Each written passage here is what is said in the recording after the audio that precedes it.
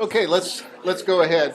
So I told a few people this, but for those of you who didn't hear me, so I'm having problems with Blackboard right now. So as soon as it lets me have enough room in my quota, I'll upload this slide set. So I'm sorry that we have to actually start this next slide set and you don't have access to it. I know that's a problem, but right now it's unavoidable. I've been trying since yesterday to get this uploaded, but Blackboard is just not being nice to me. So what we're going to do now is to move on. This is material that will not be on the exam next week. So this is new material for exam number 3. So we're talking about now genetic transfer in bacteria. And really this is bacterial sex. But bacterial sex, as opposed to the sex that you and I think about, is far from sexy. It's it's just not nearly the same thing. But scientifically, intellectually, bacterial sex, as we're going to talk about it, genetic transfer, genetic exchange, is really fascinating. Because you and I think about sexually reproducing organisms like ourselves as exchanging DNA to create a new organism that's a mixture of the genetic material. But really, sex leaves us unchanged. That's actually not a good reflection on our prowess as sexual beings. But what I mean is that we're not genetically changed by sex. The sex that we're going to talk about with bacteria, the genetic exchange, actually leaves at least oftentimes one member of the pair engaging in this bacterial sex genetically different. So that's a completely different concept than what we think of in sexually reproducing organisms. And that's why bacteria are not considered sexually reproducing. There's no formation of a zygote, but there is the exchange of DNA, which now alters one of the members engaged in that. And if you think about if that related to sexually reproducing organisms, that would be pretty bizarre. That would be like one of us saying, oh, I think I'll increase my genetic diversity, so I'll take genes from your immune system because you have a better immune system, and add to genetic diversity in that way.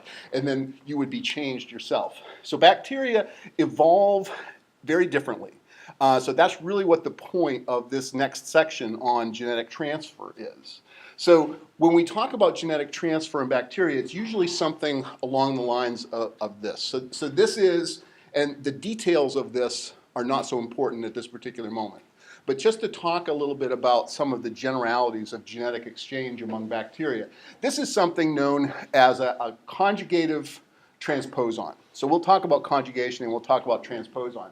But this piece of DNA shown here in yellow with the blue edges on the end is a conjugative transposon that exists as a parasite within the genome. Yes? I'm sorry, could you post this PowerPoint? Oh, I'm sorry. I haven't been able to post this yet because of problems with Blackboard. But Blackboard, they have been notified and they're trying to give me more quota. So I will hopefully get this posted today.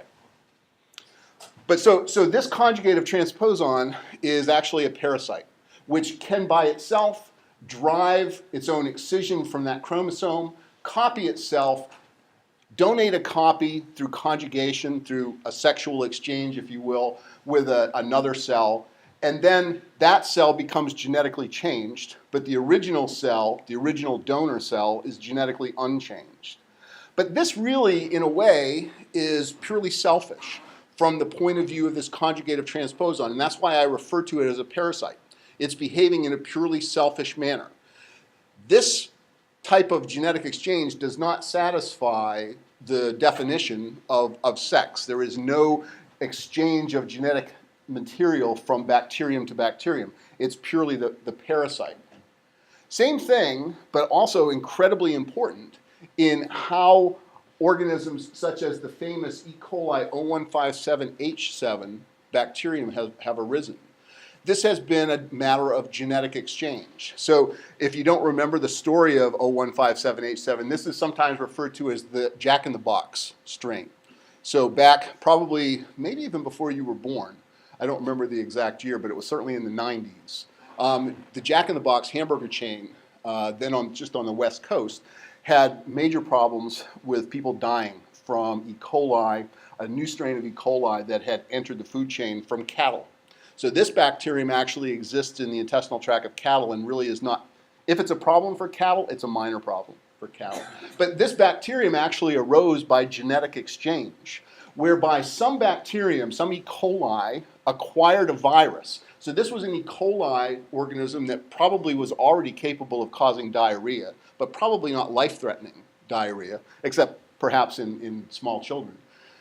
It was infected purely accidentally, so a random event where it was infected by a bacteriophage from a completely different genus of bacterium, Shigella. Shigella has a toxin, appropriately enough called the Shiga toxin. We'll talk about this in more detail later in the semester.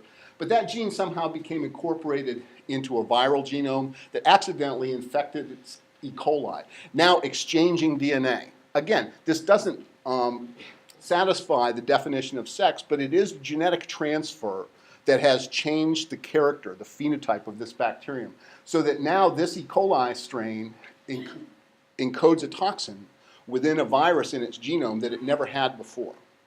This is a real problem because as well as causing severe bloody diarrhea, as if that's not bad enough, this bacterium, especially if it infects the intestinal tract of children, can cause fatal kidney failure, a disease known as hemolytic uremic syndrome. And the problem is, this must be so frustrating for clinicians.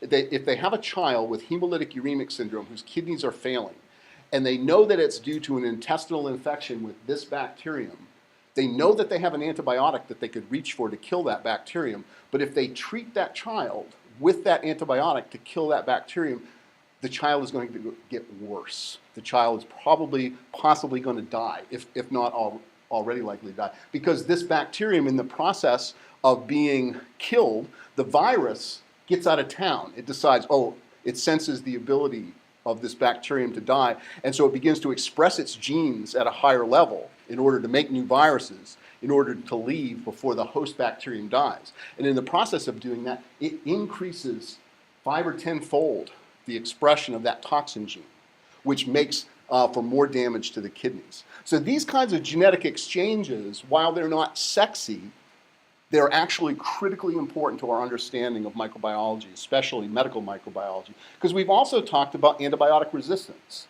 And so the exchange of genes that drive the resistance to antibiotics is oftentimes spread by plasmids. That's not what this cartoon is showing. This is showing a chromosomal locus being moved, but that does occur as well. Again, there's no other genetic material being exchanged in this particular case except for that gene. Now, this is a quote, actually, this is a quote from one of my intellectual heroes who sadly died just about 3 years ago this time, almost 3 years ago next month, in fact. Abby Saliers, who was a real pioneer in antibiotic transfer and the evolution of microbes, was actually the president of the mothership for me, the American Society for Microbiology. So I'm going to read you a quote from her because she's just a brilliant scientist, and I didn't know her personally, but she impacted my life a lot. And this quote actually captures a lot about why it's important that we talk about genetic transfer. Bacteria evolve not only by mutating their genomes, but also by receiving and incorporating DNA segments from members of other species.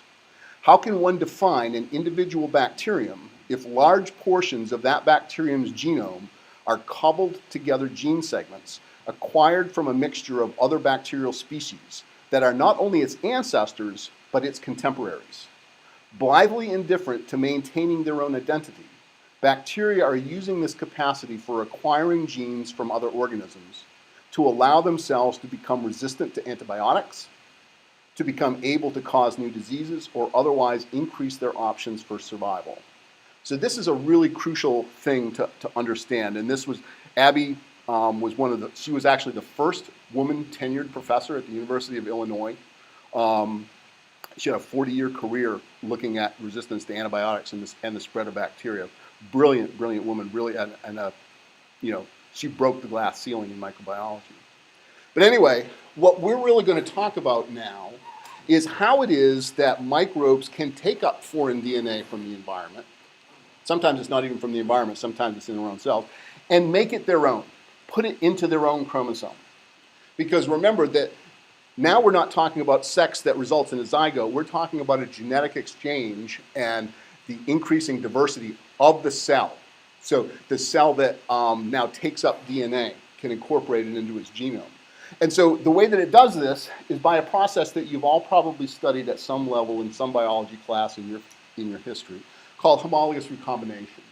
So this is genetic exchange between homologous DNA, so DNA that's similar to one another, not identical, but similar, from two different sources being recombined. E. coli, of course, is the lab rat of microbiology, so we know most about homologous recombination in E. coli. And so in E. coli, there are more than 25 proteins that are involved in homologous recombination, and many of the pathways are actually redundant with one another. So if one pathway acquires a mutation such that it fails, there's another pathway that can still facilitate recombination, which is an indicator of how important recombination is to the lifestyle of bacteria. Most bacteria have redundant pathways to ensure that recombination continues. But almost all of those pathways involve my favorite enzyme in all of biology called REC-A. So these redundant pathways, many of them have as a central player this REC-A. We've talked about this in the context of the SOS response. So you already know that it binds to single-stranded DNA, acquires a proteolytic activity to elicit the transcription of the SOS response. And this REC-A is found in virtually all prokaryotes. I don't know of any example of a bacteria or an archaea that doesn't have a REC-A, and most eukaryotes have some kind of a homologue to this. So it's a very widespread enzyme, and it functions, as you know, to bind to single-stranded DNA. But the function that you knew it to do when binding to DNA was to become a coprotease to help degrade LEX-A.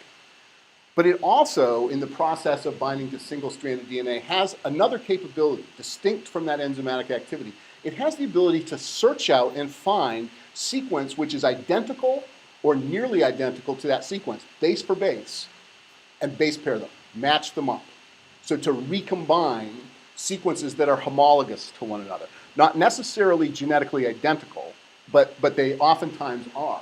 And it will actually cause an invasion of double-stranded DNA with this single strand of DNA that it's bound to. So that's what's shown here in blue. The yellow dots here represent REC-A, binding to that single strand. That can now be used to invade double-stranded DNA if that double-stranded DNA has some degree of homology. It doesn't have to be a perfect base-for-base match, but it needs to be somewhat similar. And so you can get this invasion and a crossover event which allows for swapping of DNA so that you can add to the genetic diversity of that. So this homologous recombination usually begins with some kind of a nuclease generation of a nick in the DNA or a break in the DNA. And so if you think about the mechanisms, so probably one of the most common or well-studied mechanisms for homologous recombination, at least in bacteria, is this REC-BCD model, the triple helix model, where you have a 3 different enzyme complex that cooperates together, this REC-BCD, shown here as this purple ball on the right-hand end of this double-stranded DNA, which has the capability of binding onto DNA like this, and then using the REC-B and REC-C proteins, it's a helicase. It has the ability to melt this DNA, break those hydrogen bonds, processively. So it's able to move through that double-stranded DNA. This cartoon doesn't show it very well at step 2, but once it passes through the DNA behind it will actually just reanneal to itself. So it's unchanged, and it actually shows it here.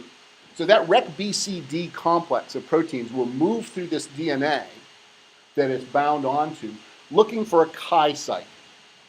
So this chi site, I thought for years that chi was just, they were using it because it's a Greek letter, right? The same way you use rho for rho factor or sigma for sigma factor. But in this case, chi actually is an acronym. It stands for crossover hotspot instigator site. You don't need to know the sequence of the chi site. But in E. coli, this REC-BCD cruises along through double-stranded DNA like a little mole growing underground, right? So it just moving along, until it finds this GC, TGG, TGG sequence. And then it changes its character. Then it acquires, that turns on somehow the Rec D capability, that third protein in there. That's actually a nuclease. So what happens after the encounter with a chi site is Rec D will bind, or will cut, will nick, actually is the better term, because it breaks only one strand just downstream of the chi site that it's gone past, generating a 3' free end.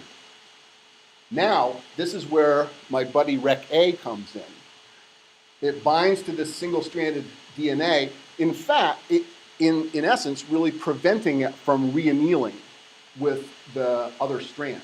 Because now you have this filament.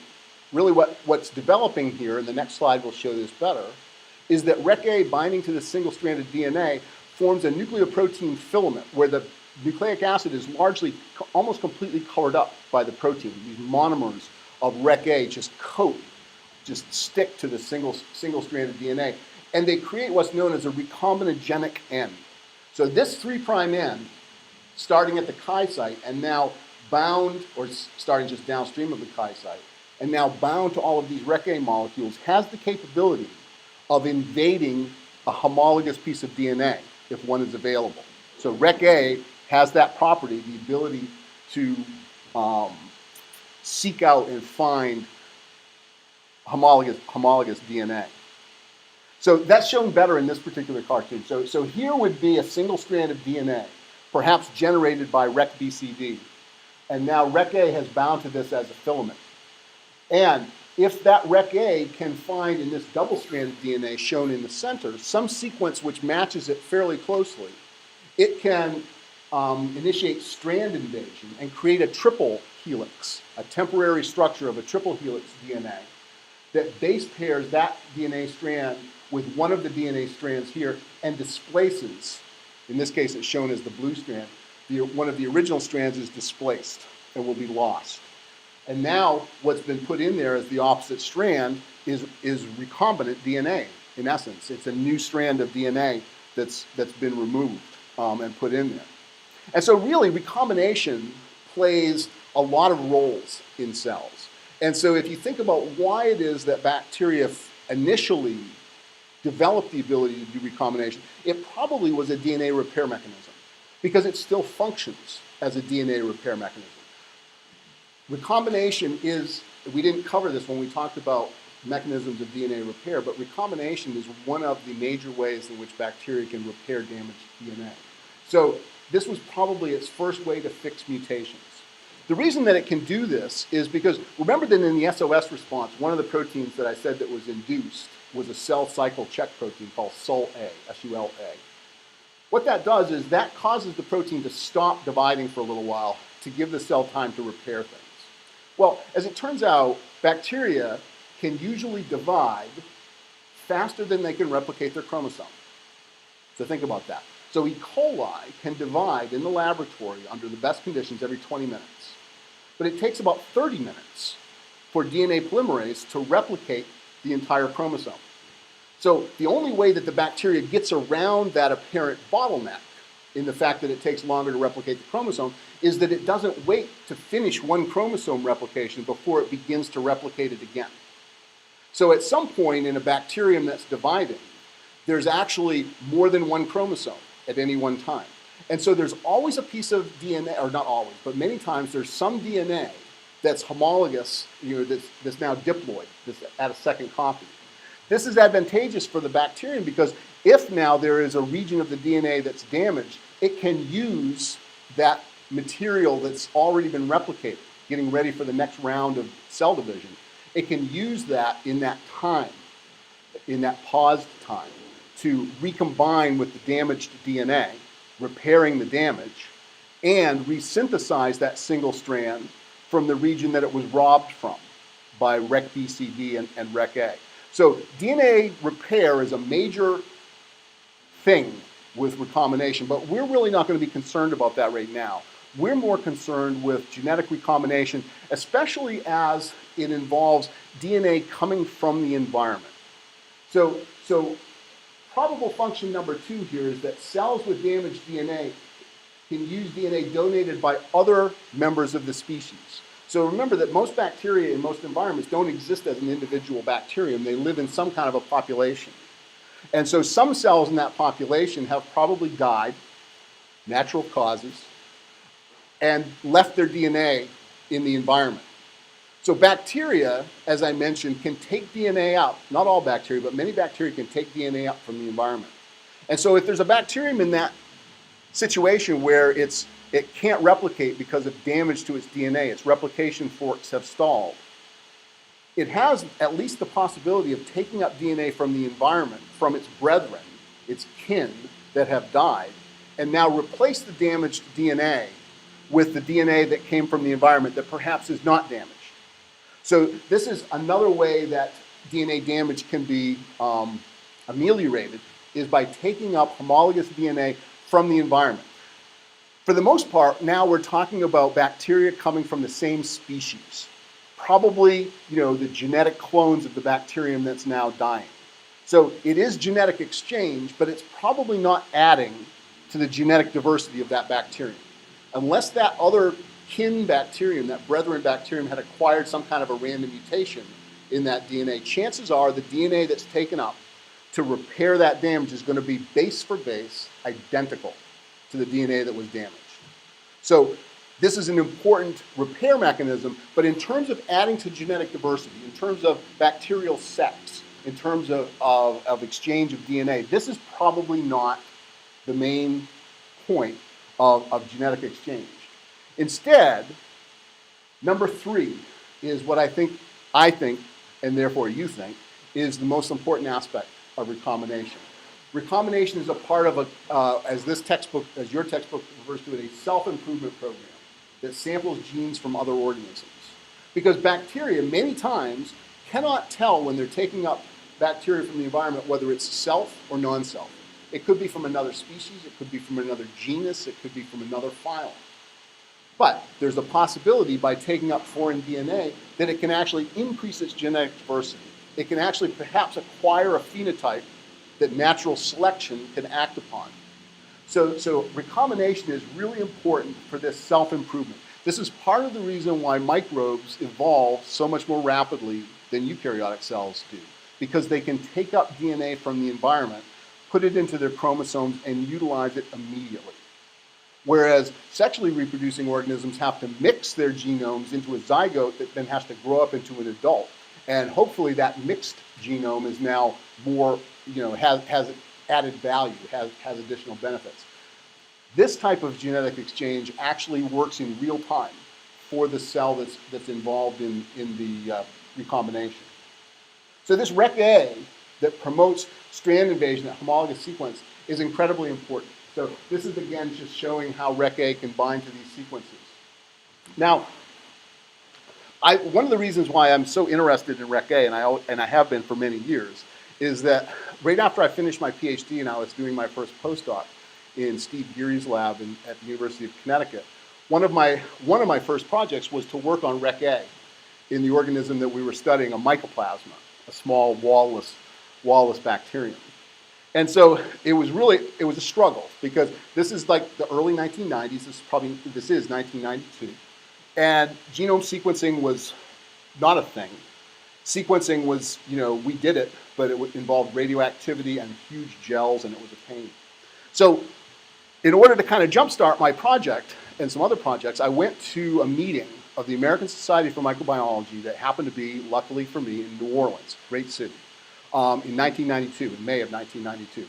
So I went there as this newly minted PhD, really anxious. I had circled all of the talks, all of the posters on Rec-A and everything else that I was interested in. And I was all ready to just really be a solid geek, a microbiologist for a week, not stealing ideas, but getting ideas from other people. Well, so I get to New Orleans, and then the first night that we get there, there's a mixer. There's a party at a bar, fortunately, on Bourbon Street.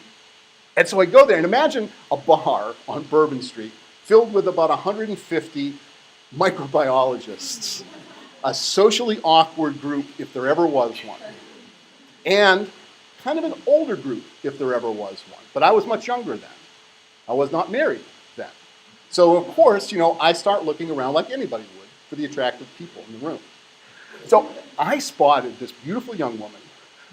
And I can remember thinking, it's like, I'm not the kind of person, never was the kind of person who could just strike up a conversation with somebody, that I was interested in. But I figured if I drank enough, I might. So I started. Luckily, as it turned out, we had a mutual friend. My friend Bindu worked in the same lab. So managed to get introduced to this woman. Found out her first name and nothing really else about her.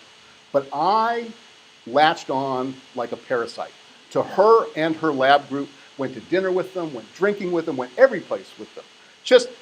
But that first night, we did a lot of drinking, this group and I. The next morning, feeling really bad, I stumbled to the first poster that I need to go to, thinking, oh, I just gotta make it through this. This is a really important poster. And I get there, and it's that same young woman that I had embarrassed myself flirting with, just incorrigibly the night before. She was one of the top Rec A researchers that I was there to talk to. Really, really embarrassing.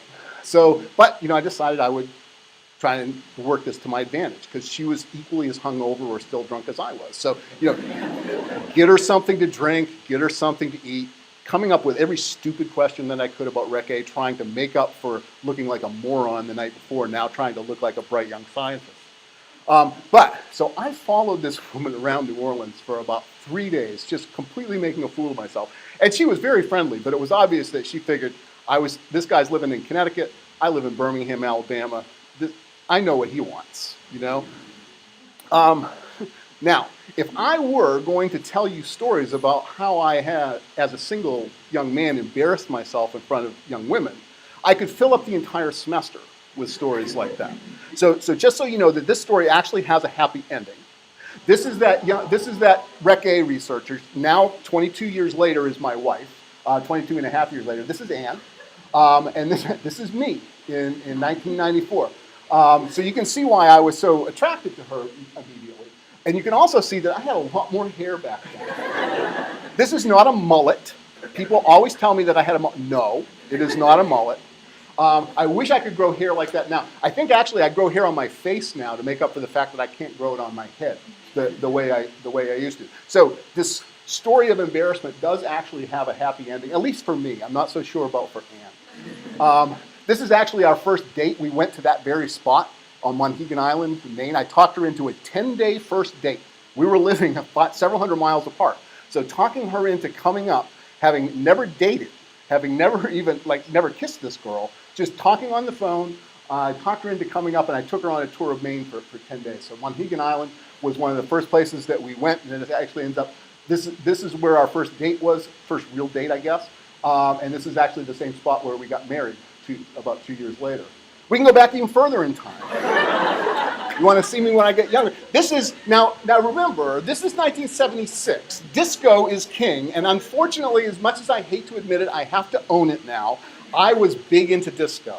I could bust a move with the best of them. I mean, look at this, the choker, the leisure suit. I was all about disco.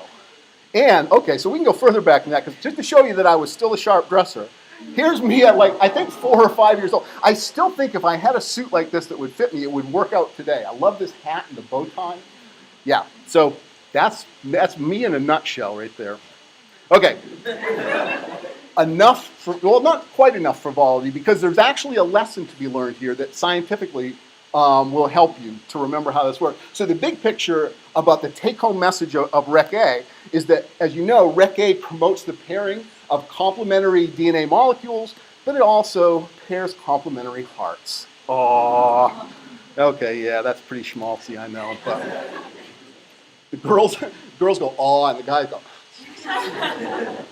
Okay, enough frivolity. It is Friday, so I'm permitted a little bit of frivolity. But this homologous recombination that we just spent some time talking about really occurs because DNA is transferred into a bacterium in genetic exchange by one of 3 mechanisms. And you've all gone through these mechanisms before, but unless you've gone through them truly in a microbiology class, my contention is that you don't really understand conjugation, transformation, or transduction. So we're going to go through these individually. We're going to start actually not by talking about one of these individually, but we're instead going to talk about plasmids. Because I will bet you that maybe every single one of you at some point in a research lab or in a teaching lab has done a transformation where you've taken E. coli cells and added a plasmid and allowed that plasmid to go into the bacterium in a transformation. And so there ends up being, and everybody knows a little bit about plasmids, so there are these circular pieces of DNA that exist in bacteria, but there's a misconception. Most people think that plasmids in bacteria are a normal, healthy part of the bacteria's repertoire. And I really want to kind of change your mind about that, or at least expand your mind about that, because you really need to look at parasites for what they are. They are parasites. They have some advantages to particular bacteria in certain environments, maybe if there are antibiotics present. But plasmids are really nothing more than selfish elements. They're DNA parasites. So by definition, plasmids are extrachromosomal genetic elements that replicate independently of the host chromosome. They're almost always circular, and of course there are examples. Remember that bacterial chromosomes are circular with the exception of the spirochete, Borrelia, that causes Lyme disease and that kin. So that bacterium actually has linear plasmids as well. I don't know what's going on with that bacterium, why it's into linear things like eukaryotic cells are, but for the most part, plasmids are circular like the chromosomes in the bacteria. And part of the definition of plasmids, and this is an important part of the definition of plasmids, they never, ever encode functions that are necessary for bacterial existence, except perhaps under specialized conditions. So a plasmid oftentimes can and will encode genes that give a bacterium resistance to an antibiotic. And that's beneficial if the bacterium is in the presence of that antibiotic. But under normal circumstances, in the absence of that antibiotic, that plasmid does that bacterium no good. As a matter of fact, it's a drain on resources because the bacterium has to use energy, it has to use nucleotides to replicate that plasmid. So it's actually a drag on the bacterium. You'll never see encoded on a plasmid something like the biosynthetic genes for the membrane, or RNA polymerase genes, or DNA polymerase genes. Those are genes who encode proteins that are absolutely essential for the life of the bacterium. Plasmids never encode anything like that, which means that in the laboratory anyway, you have the possibility of curing a bacterium of its plasmids and still have the bacterium survive. And that's a real thing. That's one of the ways that people look at what the functions of plasmids are. Plasmids replicate by one of two different means. I'll show you these in the next slide, known as a theta-type replication or a rolling circle replication. Here's another thing, and I'm going to point this out at various points in this section, that plasmids are very similar to viruses. One of the definitions of viruses is that they have a distinct extracellular form. So you all know that viruses, they form into capsids. Sometimes they're enveloped, they're released from cells, and they diffuse and hopefully infect another cell. Plasmids never do that. Plasmids don't have a distinct extracellular form. Well, I think they do. But so plasmids don't really fit the definition of viruses. But as we go through some of the biology of these plasmids, I hope, and viruses later on, I hope that you'll see that there's a lot of similarity. For instance, one of the types of replication that I just mentioned was rolling circle replication. So here's a circular plasmid. One of the ways that this circular plasmid can replicate is by having a nick formed in one strand, which creates a free 3' end, and that 3' end is now the primer for DNA polymerase. And what happens is that DNA polymerase can lock onto that 3' hydroxyl group on that 3' end, and now just synthesize the other strand, literally peeling off a single strand. So it just goes around the circle and around the circle, generating single strands, which can then be replicated into double strands. The reason that this is so interesting is that I think the only other place where you see this in biology is in viruses. Bacterial viruses in particular, things like lambda, that we'll talk in great obnoxious detail about later, replicate their chromosome by rolling circle replication. So to me, that's very strong evidence for the fact that plasmids are really just highly, highly evolved plasmids. They've evolved the ability to spread from cell to cell without actually just releasing themselves into the environment. The other way that viruses can replicate is the theta replication. Theta here just means that at some point as this double-stranded DNA replicates into two double strands, it forms a structure that literally looks like the Greek letter theta. This is where theta, the term theta replication comes from. You have DNA replication beginning here and beginning here, and the replication forks just go all the way around until they meet on the other side of the circle. It's a little more complex than that. But in essence, that forms two circles. So some plasmids have the ability to do both of these types of replication. The plasmid that we're going to talk about in some detail in a little bit actually has the capability of doing both theta-type replication and rolling circle replication. Now, in terms of copy numbers, so the typical copy number for a chromosome is 1 inside a cell, unless it's replicating, in which case there may be 1.5 chromosomes.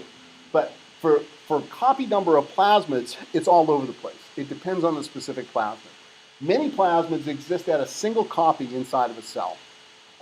Some, 20 to 30, we've engineered plasmids. So most of the plasmids that you may ever work with in the laboratory from a biotechnology point of view are all heavily engineered plasmids. And one of the characteristics that's been designed into them is the fact that they'll exist at very high copy numbers, sometimes over 100 plasmids per cell. This is advantageous if you, for instance, want to express a protein in the laboratory in a bacterium.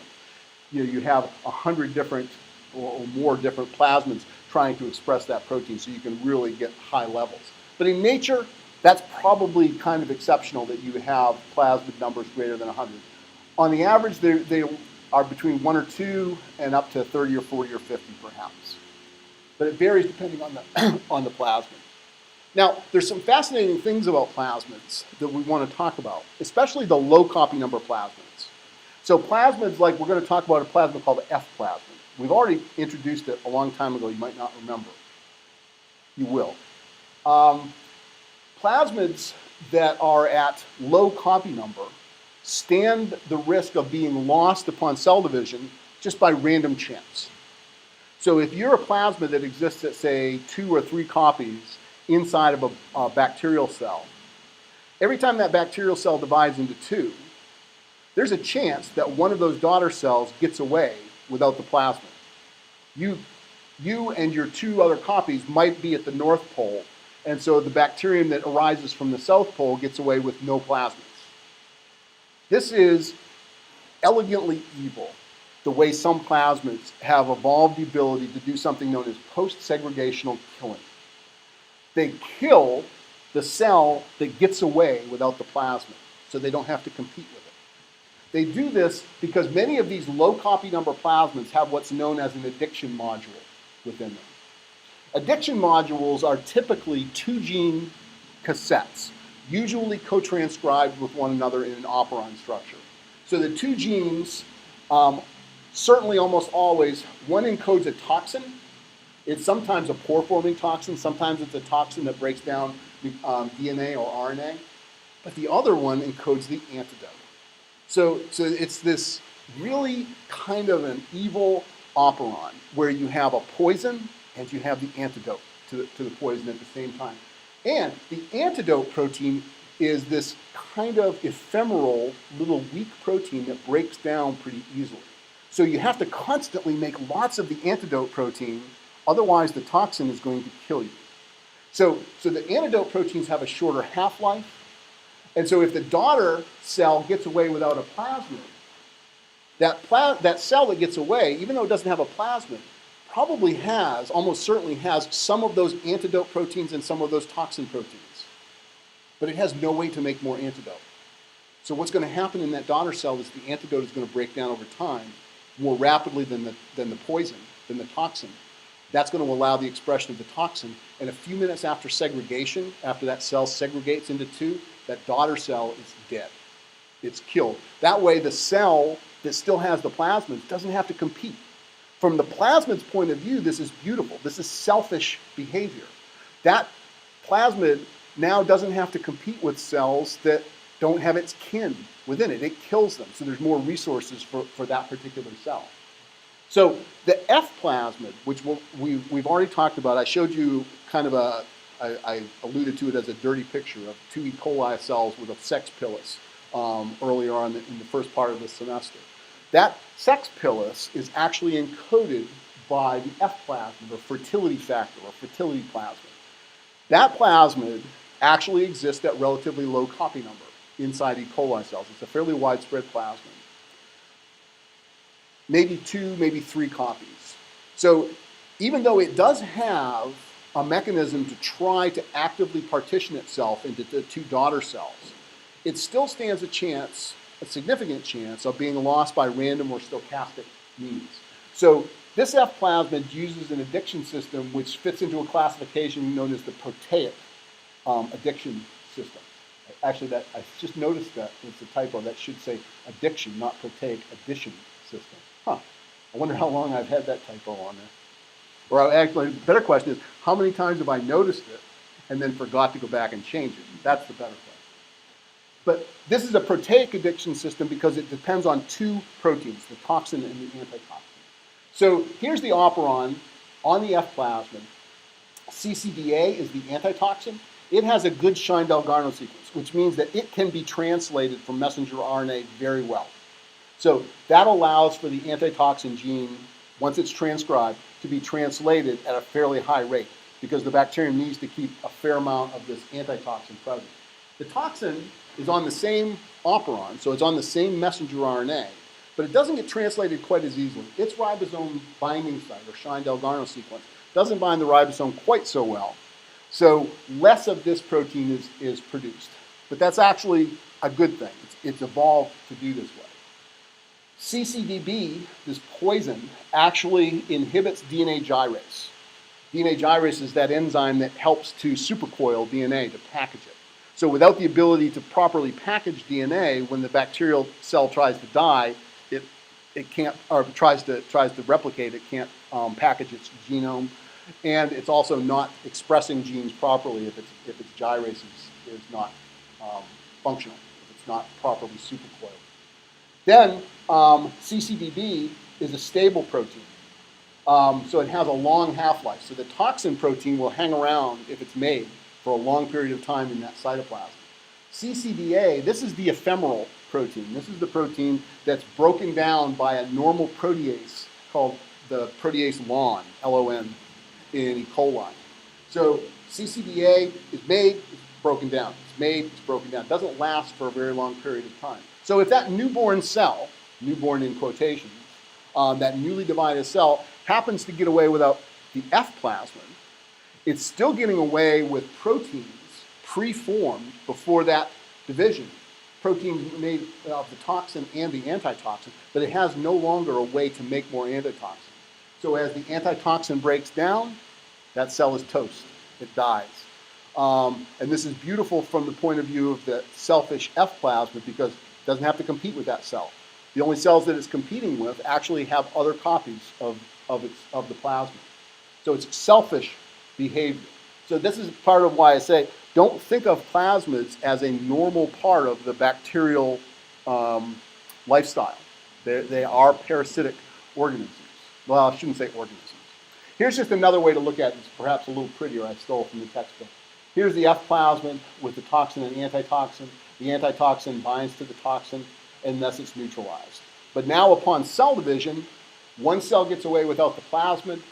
The antitoxin, the CCDA, is degraded by the LON protease, leaving the toxic CCDB to inhibit DNA gyrase. And so that cell dies. And leaving behind the cells, or allowing now the cells with the plasmid to survive. There are other examples of, so this is not an isolated system. Many different plasmids have evolved many different ways to do this kind of post-segregational killing. So we'll go over one more because it's an example of a non-proteic addiction model. I typed it correctly there. Non-proteic addiction model. This is a plasmid called PR1, R standing for resistance. We'll talk a lot about the role of plasmids in antibiotic resistance. But when you see R in a plasmid like this, it usually means that the plasmid has encodes genes for at least one antibiotic resistance gene. It turns out this one's got a bunch of them. But one of the ways that this low copy number plasmid exists or maintains itself is that it has two overlapping genes, completely overlapping genes. This is something that's almost never seen in biology, to have two overlapping genes. Because if you do that, evolution is in fact dead for those two genes, because an advantageous mutation in one gene is a rare enough event. But that advantageous mutation in one gene also results in a mutation in the other gene. It has to. And the chances of that mutation being advantageous as well, virtually nil. So in nature, there's very little example of overlapping DNA.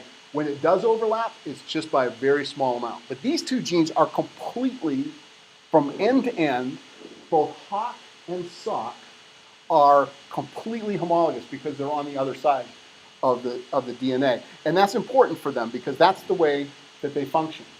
So this HOC messenger RNA actually does have the capability of forming a toxic protein. But the problem, the point of this system is to keep that HOC protein from expressing that toxic protein. That's what the SOC gene does. So the SOC is transcribed from the other strand, so it's completely 100% base for base, identical to the messenger RNA for HOC. And so it's expressed at high levels, but it's rapidly degraded. But it's going to bind to that SOC messenger RNA to do two things. First of all, it stops that messenger RNA from being translated. But more importantly, double-stranded RNA is recognized as a danger symbol inside a bacteria. Double-stranded RNA is not part of the normal bacterial lifestyle. It's reflective of the possibility of a virus. There are double-stranded RNA viruses that infect bacteria. So they've evolved the ability to use an enzyme called RNase 3 to degrade double-stranded DNA when they see it. What this does is that breaks down that SOC RNA, so that is going to prevent the bacterium from expressing that that toxic protein. So this HOC protein now, if you have that cell divide, and one of the cells gets away without that R1, that PR1 plasmid, it still gets away with some of the messenger RNA for SOC and some of the messenger RNA for HOC. But because this RNA breaks down faster than this RNA, the antidote or the antitoxin here breaks down more rapidly than the toxic messenger RNA, which leaves that piece of messenger RNA free to be translated into this 59 amino acid toxic protein, which pokes a hole in the membrane and kills the cell. So again, it's just a completely independently evolved addiction module by a completely different plasmid to do the exact same thing as what we talked about with the CCDB and CCDA. So it kind of shows how important this kind of addiction is to the plasmids. It hasn't evolved once and been spread and shared among the plasmids. It has evolved multiple times as a matter of selfish behavior for the viruses. So as I mentioned, these are just a partial list of plasmids that have been identified. And if you look at some of these, here's that PR1 that we were just talking about. It's about 80,000 base pair. It actually has resistance to ampicillin, or it gives a bacterium that has that plasmid resistance to ampicillin, kanamycin, sulfonamide, chloramphenicol, and streptomycin. That's a pretty damn good armamentarium for a bacterium. Others have even more. Here's PR100. It actually gives resistance to mercury. So bacteria can be killed by mercury, but not this sucker.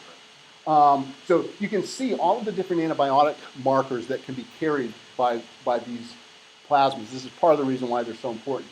The other reason I like to put this up is I got this file years ago from an old manufacturer of a textbook that we don't use anymore, and they never answered my question, but I noticed that somebody put this little term named TED into it, embedded within that. I have no idea what it means, but some guy named Ted at that textbook manufacturer is getting a good laugh out of this someplace, I think. So that's part of the reason why I keep that slide in here. And I think that's enough for a Friday. I'll pick this up again on Monday. Have a great weekend, everybody, and I'll see you then.